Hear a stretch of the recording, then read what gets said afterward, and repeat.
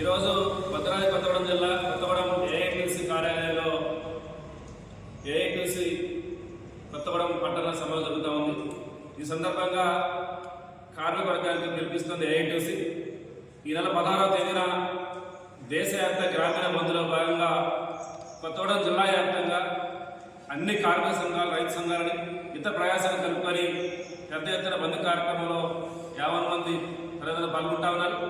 ముఖ్యంగా ఏఐటీసీ కార్యకర్తలందరూ కూడా అన్ని మండలాలలో ఏఐటీసీ ప్రయాస సంఘాలు మొత్తం కూడా ఈ సమ్మెలో భాగస్వామి కావాలి, సమ్మెను చేపట్టించాలని చెప్పేసి ఈరోజు ఏఐటీసీగా అందరికీ కోరుతా ఉన్నాం.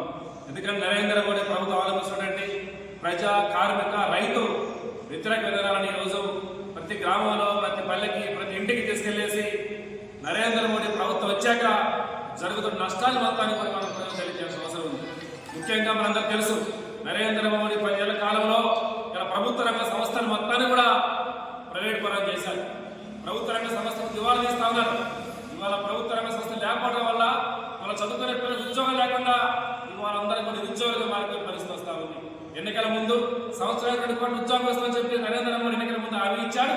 ఇవాళ హామీ దొంగలు దొక్కి ఇవాళ ప్రభుత్వ రంగ సంస్థలు అమ్మటమే ప్రధాన ఎజెండాగా యూనివర్సిటీ శాఖను పెట్టి ఈరోజు నరేంద్ర మోడీ ప్రభుత్వం చేస్తా ఉంది.